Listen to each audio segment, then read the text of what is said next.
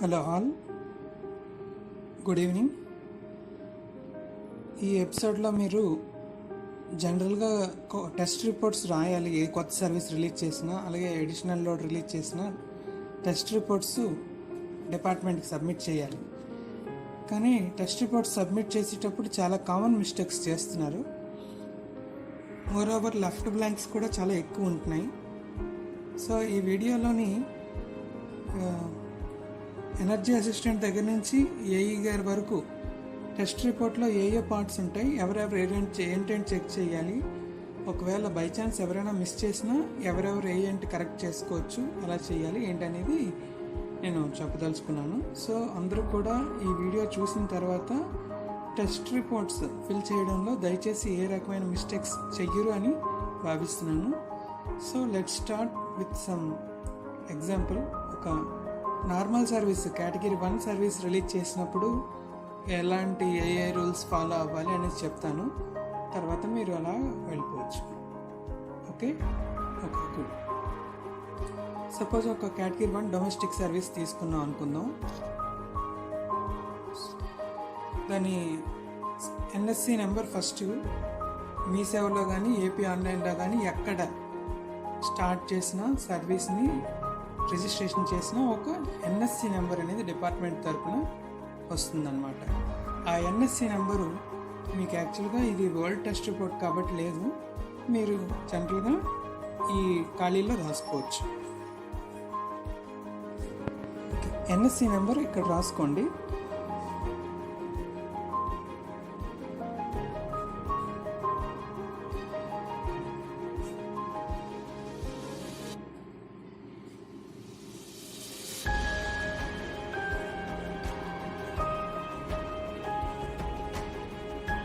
Service registration date కూడా వేసుకోండి. వీలైతే వాళ్ళు సర్వీస్ టెస్ట్ రిపోర్ట్ తీసుకునేటప్పుడు రిజిస్ట్రేషన్ డేట్ కూడా తీసుకొని వేసుకోండి. ఆ అప్లికేషన్ కూడా మీరు కలెక్ట్ చేసుకోవాలన్నమాట. ఇది జనరల్గా ఇది కంప్యూటర్ ఆపరేటర్ సెక్షన్ ఆఫీస్లో చూసుకుంటారు. సో మీకు అది పెద్ద సమస్య కాదు. తర్వాత సర్వీస్ నెంబరు మీ యొక్క కంప్యూటర్ ఆపరేటర్ అలర్ట్ చేస్తారనమాట. ఆ సర్వీస్ నెంబరు డిస్ట్రిబ్యూషన్ కోడ్ తీసుకొని అలర్ట్ చేస్తారు. దీనికైతే ఇది రిలీజ్ చేసిన సర్వీస్ కాబట్టి నేను వేసిస్తున్నాను. B359లో 226. సో నెక్స్ట్ ఈ డిస్ట్రిబ్యూషన్ దగ్గర ఏ విలేజ్ అయితే ఆ విలేజ్ పేరు రాయాలన్నమాట.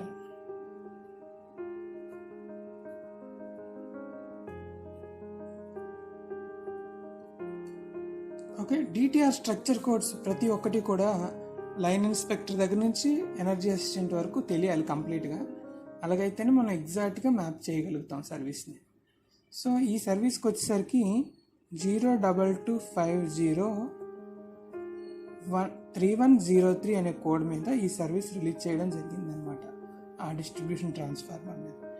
సో అందరూ కూడా ఈ కోడ్స్ కూడా గుర్తుపెట్టుకోండి. వీలైతే ఎక్కడో బుక్లో రాసుకోగలిగితే ఏదైనా సర్వీస్ రిలీజ్ చేసినప్పుడు ఆ డిటిఆర్ కోడ్ మీద రిలీజ్ చేసామని సింపుల్గా వాళ్ళు ఐడియా వస్తుంది.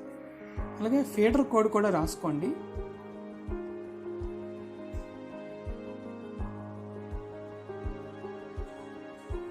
ఈ సర్వీస్కి వచ్చేసరికి ఇదన్నమాట ఫీడర్ కోడ్. హోల్ నెంబర్ అక్కడ మీకు తెలియగలిగితే రాస్తారు, లేకపోతే లెఫ్ట్ బ్లాంక్. ఇక్కడ నెక్స్ట్కి వచ్చేసరికి ఫస్ట్లో వచ్చేసరికి name of the consumer and full address అని వస్తుంది. ఇక్కడ మాత్రం మీరు చాలా జాగ్రత్తగా కన్జ్యూమర్ నేమ్ అడ్రస్ రాయాలి. ఇక్కడికి వచ్చేసరికి పాతర్పల్లి సూర్యనారాయణ అనేది కన్జ్యూమర్ పేరు.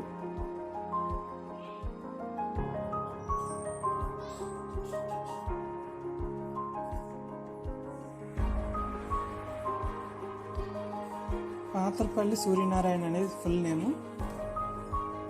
సన్ ఆఫ్ తెలిస్తే రాయండి, లేకపోతే టెస్ట్ రిపోర్ట్ చెక్ చేసి రాయండి. విలేజ్ నేమ్ కంపల్సరీగా రాయండి.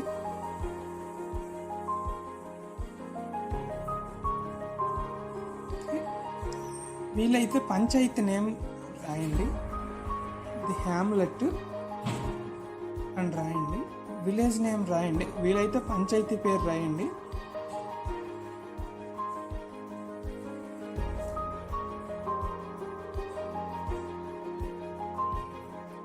పంచాయతీ రాయండి. నెక్స్ట్ మండల పేరు రాయండి.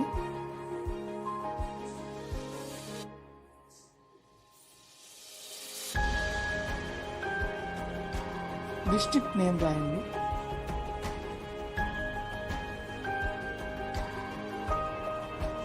సర్వీస్ తీసుకునేటప్పుడే మొబైల్ నెంబర్ కూడా ప్రొవైడ్ చేస్తారు, అది కూడా. నెక్స్ట్ ఈ సెకండ్ కాలం వచ్చేసరికి nature of premises to which supply relates, అంటే ఇది ఏ పర్పస్కి సప్లై తీసుకుంటున్నారు అనేది మీరు రాయాలన్నమాట. ఓకే, ఇక్కడ కన్జ్యూమర్ ఈ టెస్ట్ రిపోర్ట్లో ఫాదర్ నేమ్ కూడా ఉంటుంది. మీరు సర్వీస్ అప్లై చేసినప్పుడు ఆ ఫాదర్ నేమ్ కూడా చెక్ చేసి వన్స్ వెరిఫై చేసి రాసుకోవాలన్నమాట. ఇన్ కేస్ కన్జ్యూమర్ కానీ ఓనర్ కాకపోయిన సందర్భంలో ఇక్కడ ఒరిజినల్ ఓనర్ పేరు కూడా రాయాలి.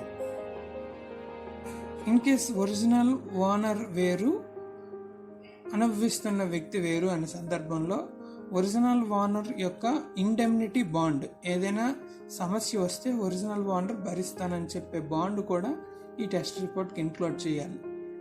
సో అది ఈ రోజుల్లో సర్వీస్ అప్లికేషన్ టైంలోనే తీసుకుంటున్నారు కాబట్టి అది పెద్ద సమస్య కాదు. టెస్ట్ రిపోర్ట్లో మాత్రం ఆ పర్టికులర్స్ మాత్రం నోట్ చేయడం ఖచ్చితంగా చేయాలన్నమాట. అదేవిధంగా ఈ సర్వీస్ తాలూకా టెస్ట్ రిపోర్ట్ అప్లోడ్ చేస్తున్నప్పుడు nature of premises to which supply relates, అంటే ఇది ఏ పర్పస్కి సప్లై వాడుతున్నారు. ఇప్పుడు కేటగిరీ 5 ఉన్నాయి: డొమెస్టిక్, కమర్షియల్, ఇండస్ట్రియల్, అదేవిధంగా జనరల్, అగ్రికల్చర్. ఈ సర్వీస్ వచ్చేసరికి నేను డొమెస్టిక్ పర్పస్కి తీసుకున్నాను. డొమెస్టిక్ పర్పస్ అని రాయండి.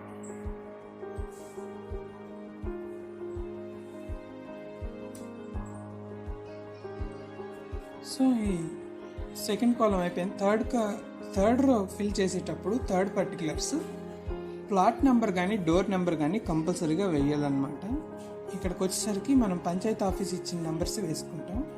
ప్లాట్ నెంబర్ దొరికితే వేస్తాం, లేకపోతే లేదు. స్ట్రీట్ అక్కడ వాళ్ళు మెన్షన్ చేస్తే రాస్తాం, లేకపోతే లేదు. విలేజ్ నేమ్ వచ్చేసరికి రాస్తారు.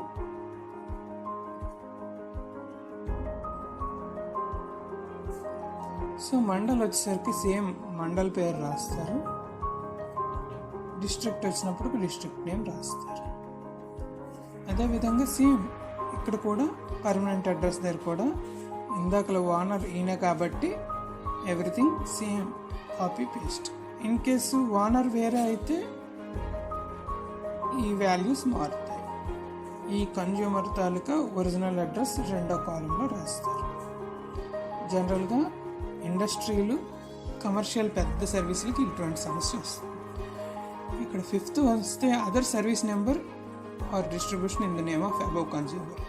ఇన్ కేస్ ఈ కన్జ్యూమర్కి అదర్ సర్వీసెస్ కానీ ఉంటే ఎక్కడైనా ఆ పర్టికులర్స్ కూడా ఇవ్వాలి. అదే రకంగా ఇప్పుడు ప్రజెంట్ కన్జ్యూమర్ కొత్త సర్వీస్కి అప్లై చేశాడా లేదంటే ఎగ్జిస్టింగ్ దాన్ని లోడ్ పెంచుకోవడానికి చేశాడా అనేది కూడా ఇక్కడ మనం మెన్షన్ చేయాలి అన్నమాట. సో ఇక్కడ వస్తే ఈ కన్జ్యూమర్ కొత్త సర్వీస్ కోసం అప్లై చేశాడు.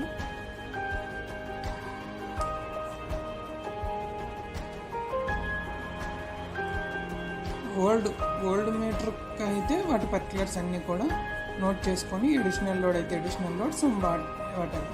ఇక్కడికి వచ్చేసరికి ఇది చాలా ఇంపార్టెంట్ పార్ట్ అన్నమాట. Particulars of the connected load అనేది ఖచ్చితంగా ఇంట్లో వెరిఫై చేసి ఈ వాటేజ్ ఇవ్వాలి.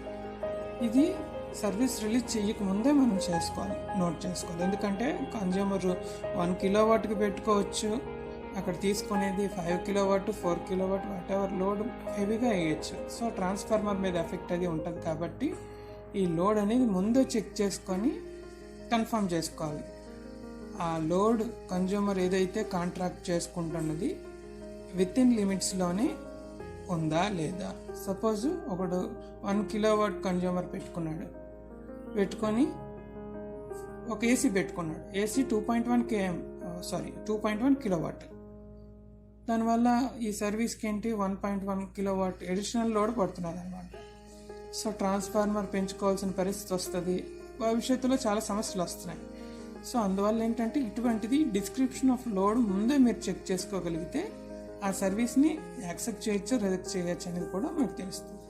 సపోజ్ ఈ సర్వీస్ వరకు చెక్ చేసిన లోడ్ ఇక్కడ రాస్తున్నాం.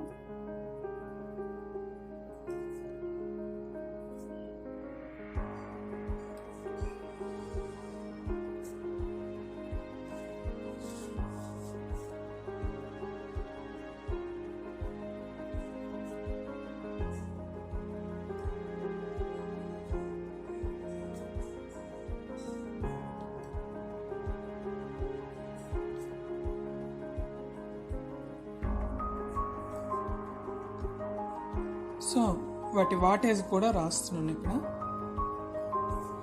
Total 340 watts. కనెక్టెడ్ లోడ్ వచ్చేసరికి 340 వాట్స్. కాంట్రాక్టెడ్ లోడ్ ఈ కన్జ్యూమర్ 1 కిలోవాట్ వరకు పెట్టుకున్నాం. ఈ 6Bకి వచ్చేసరికి particulars of the capacity fixed ఇది motor load above 3 HP and LT industrial loads. ఎప్పుడైనా ఈ కాలం ఖచ్చితంగా ఇండస్ట్రీ పర్పస్కి ఏ సర్వీస్ రిలీజ్ చేసినా, అదేవిధంగా మోటార్ లోడ్ 3 HP కంటే ఎక్కడైనా ఏదైనా ఎక్స్ట్రా ఉన్నా సరే ఖచ్చితంగా ఈ కాలం ఫిల్ చేయాలన్నమాట. ఎందుకు దాని రీజన్ ఎందుకంటే మోటార్ లోడ్ ఎప్పుడైతే ఉంటుందో ఇండక్టివ్ లోడ్ పడుతుంది. ట్రాన్స్ఫార్మర్ మీద లోడింగ్ పడి సరైన కెపాసిటీ లేని సందర్భంలో ట్రాన్స్ఫార్మర్ మిస్ అయితే ఓవర్ కరెంట్ డ్రా చేసే పరిస్థితి ఉంటుంది. సో కెపాసిటర్ వర్కింగ్లో ఉండేటట్టుగా చూసుకుంటూ ఆ పర్టికులర్స్ కూడా మనం నోట్ చేసుకోవాలి. లేకపోతే కెపాసిటర్ పెట్టుకోండి అని నోటీస్ కూడా ఇవ్వాల్సి వస్తుంది అనమాట. సో ఇది జనరల్గా లైటింగ్ లోడ్ కాబట్టి వీటికి ఏం ఉండవు.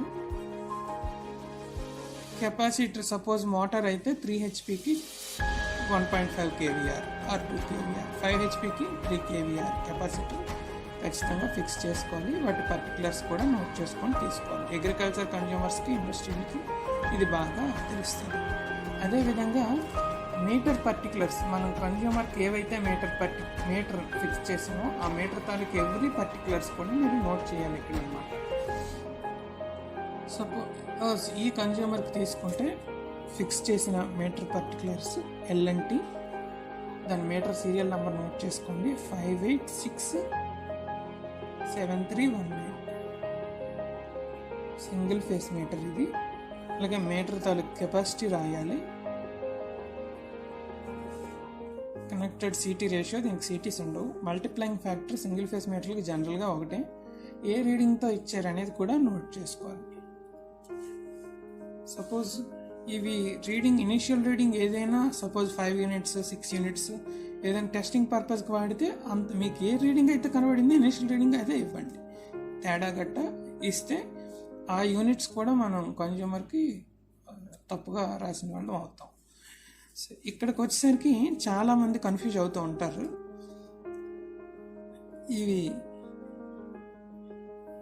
ఈ సీల్స్ మాత్రం చాలా జాగ్రత్తగా వేయాలి.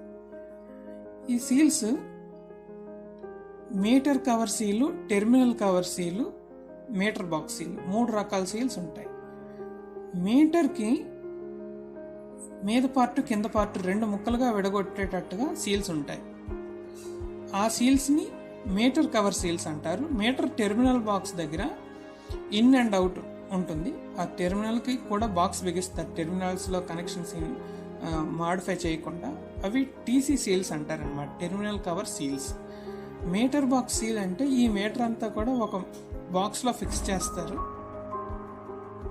ఆ సీల్స్ని మీటర్ బాక్స్ సీల్స్ అంటారు. సో ఈ 3 కూడా డిఫరెంట్. చాలామందికి ఇది కన్ఫ్యూజన్ అవుతారు, ఒకదానికి ఒకటి రాసిస్తుంటారు. సో ఒక్కొక్కటి కూడా జాగ్రత్తగా మీరు అర్థం చేసుకునే ప్రయత్నం చేయండి. Meter cover, terminal cover, meter box. జనరల్గా సింగిల్ ఫేస్ మీటర్లకి 2 seals meter cover seals ఇస్తారన్నమాట.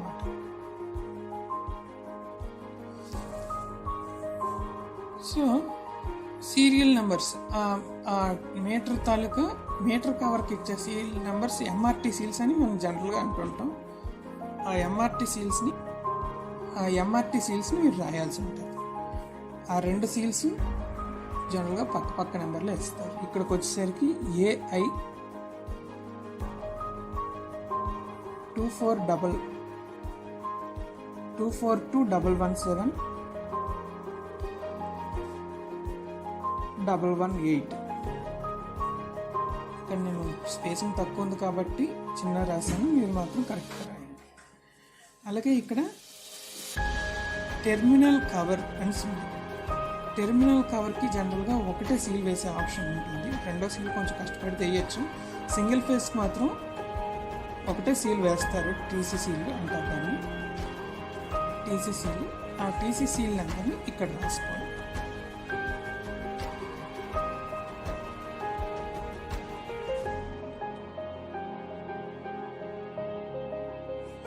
Metre box కూడా యాక్చువల్గా ఒరిజినల్గా సీల్ వేయాలి. సీల్ కొందరు వేస్తున్నారు, వేయట్లేదు. ఇక్కడ ఈ సిచ్యువేషన్లో వేయలేదు. బట్ సిటీ మీటర్స్, హెచ్డిటివిఆర్ మీటర్లకి అయితే ఖచ్చితంగా మీటర్ బాక్స్ సీల్స్ కూడా వేస్తారనమాట. సో ఇంకా వాటికి అడిషనల్గా ఎండి రీసెట్ సీల్, రకరకాల సీల్స్ వస్తుంటాయి. ఇక్కడ టైప్ ఆఫ్ సీల్స్ కూడా ఒకప్పుడు రకరకాలు ఉండేవి. ప్లాస్టిక్ సీల్స్ అనేవారు, లడ్ సీల్స్ ఉండేవి, అదే రకంగా ఫైబర్ సీల్స్, రకరకాల సీల్స్ వస్తున్నాయి. ప్రజెంట్ అయితే ప్లాస్టిక్ సీల్స్ మాత్రమే వస్తున్నాయి. So you can write it as a plastic are left blank.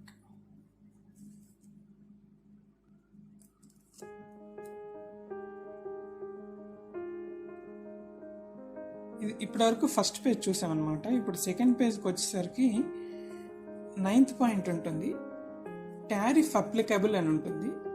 So ఏ టారిఫ్లో ఈ క్యాండిడేట్కి ఈ కన్జ్యూమర్కి బిల్ చేయాలి అనేది ఇక్కడ రాయాలన్నమాట. సో యాజ్ ప్రజెంట్ సినారియోలోకి వచ్చేసరికి ఈ కన్జ్యూమర్కి కేటగిరీ 1లో బిల్ చేయాలి.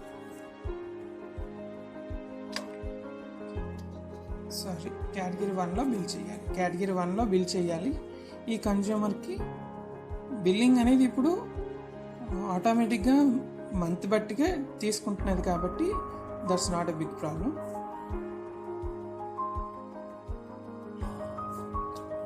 సో కేటగిరీ 1 బిల్ చేసుకుంటారు అనమాట.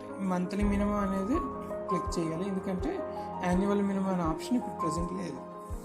అలాగే ఇంకా ఈ 10th కాలం వచ్చేసరికి 10th రో పార్ట్ వచ్చేసరికి సీరియల్ నెంబరు 2 ఆప్షన్స్ వస్తున్నాయి. సెక్యూరిటీ డిపాజిట్ ఎంత, వాటి డీడీ నెంబర్ ఎంత, పీసీబీ నెంబర్ ఎంత అనేది అడుగుతున్నాడు. ఇందులో వచ్చేసరికి 2 పార్ట్స్ ఖచ్చితంగా రాయాలి. ఒకటి డెవలప్మెంట్ ఛార్జెస్ అంటారు, DC development charges, security deposit. Development charges per kilowatt ఏ సర్వీస్కి అయినా ఏ కేటగిరీ అయినా fixed, that is fixed by APERC. Value వచ్చేసరికి 1200 rupees per kilowatt. Security deposit ఒక్కో కేటగిరీకి ఒక్కోలా ఉంటుంది అన్నమాట. సపోజ్ ఇక్కడ డొమెస్టిక్ పర్పస్ కాబట్టి పర్ కిలోవాట్ 200 రూపీస్. కమర్షియల్కి వచ్చేసరికి 800 రూపీస్ వస్తుంది. కేటగిరీ 3 అయితే పర్ హెచ్పీలో వస్తుంది. కేటగిరీ 4 కూడా, కేటగిరీ 5 కూడా అలాగే వస్తుంది. సో ఇక్కడ మన రిక్వైర్మెంట్ బట్టి, కేటగిరీ బట్టి ఈ సెక్యూరిటీ డిపాజిట్ అలాగే లోడ్ బట్టి కూడా మారుతుంది. ఇక్కడ డీడీ నెంబర్, పీసీబీ నెంబర్ అంటున్నారు. ఒకప్పుడు పీసీబీ, పిఆర్ వేర్వేరు ఉండేవి. పర్మనెంట్ రిసీవ్ అనేవారు, ప్రతి క్యాష్ బుక్ అనేవారు. వేరువేరుగా వచ్చేవి కాబట్టి అప్పుడు రాసేవారు. ఇప్పుడు రెండింటికి అంతా మీ సేవ ఆన్లైన్ ట్రాన్సాక్షన్స్ అయిపోతున్నాయి కాబట్టి ఆ ట్రాన్సాక్షన్ నెంబర్ మాత్రం ఇక్కడ మెన్షన్ చేస్తూ డేట్ వేయమని అడుగుతున్నారు. ఇక్కడ ట్రాన్సాక్షన్ నెంబర్ నేను మెన్షన్ చేస్తున్నాను.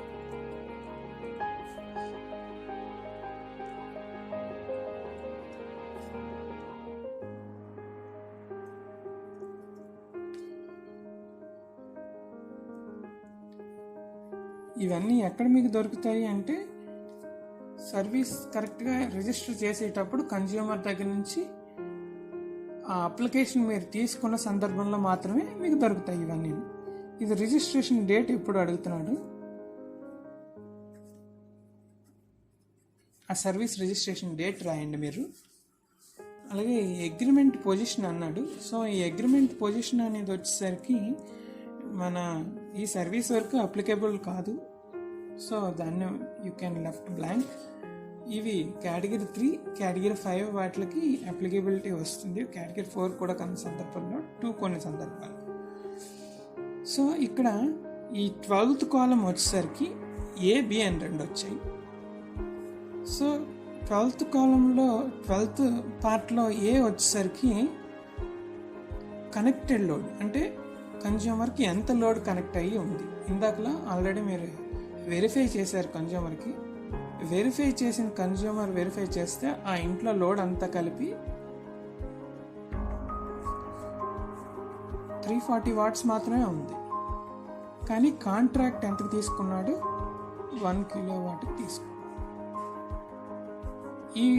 ఈ ఫిగర్స్ మీరు మెన్షన్ చేయాలి ఖచ్చితంగా, సో దట్ ఏఈ అండర్స్టాండ్ చేసుకుంటారనమాట. ఎన్ని కిలోవాట్ తీసుకున్నాడు, ఎంత, ఆయనకి అడిషనల్ లోడ్ ఏమైనా రెగ్యులరైజేషన్ చేయాలా. మీకు పాసిబిలిటీ ఉంటే ఇన్ వర్డ్స్లో కూడా రాసేయండి.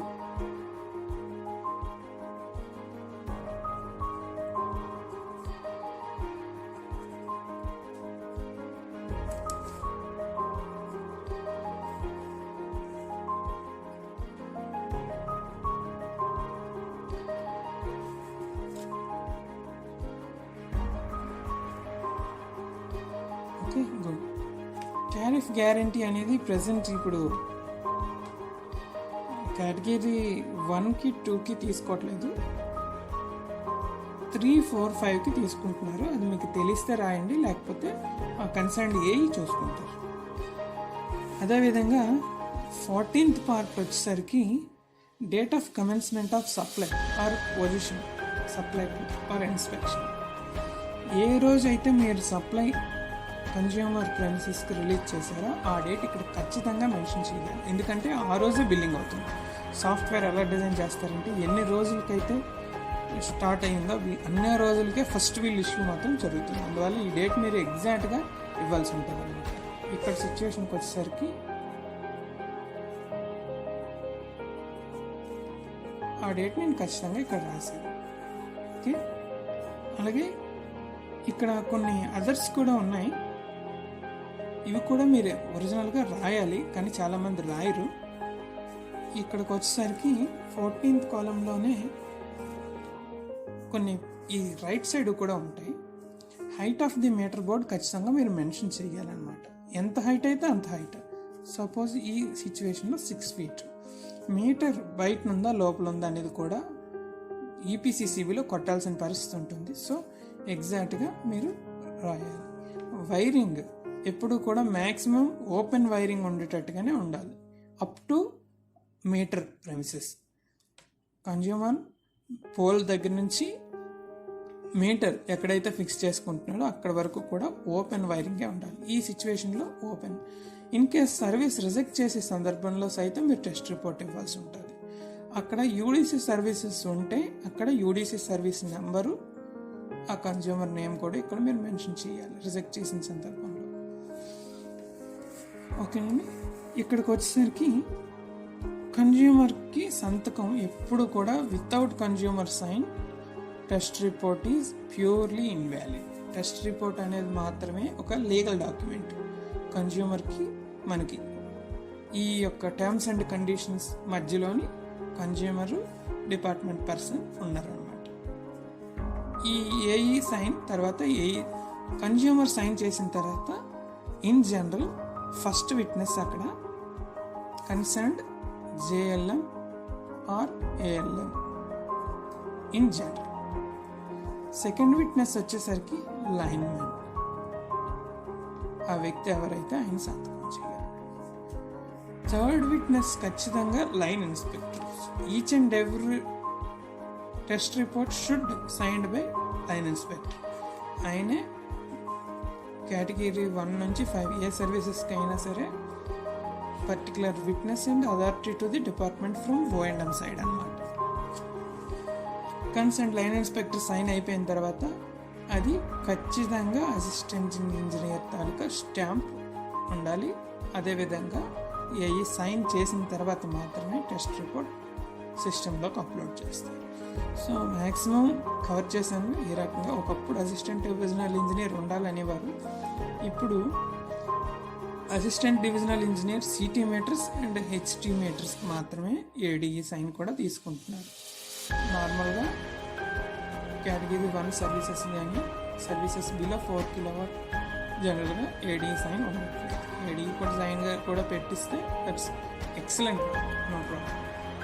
సో మీరు టెస్ట్ రిపోర్ట్ ఫుల్ ప్లెడ్జ్డ్గా ఎలా రాయాలో నేర్చుకున్నారు. Next time onwards test report ఎగ్జాక్ట్గా రాస్తూ కన్సర్న్డ్ ఏఈకి కానీ స్టాఫ్కి కానీ ఇచ్చి మీ యొక్క డ్యూటీ ఫుల్ఫిల్ చేయాలని కోరుకుంటూ ధన్యవాదాలు. Good night.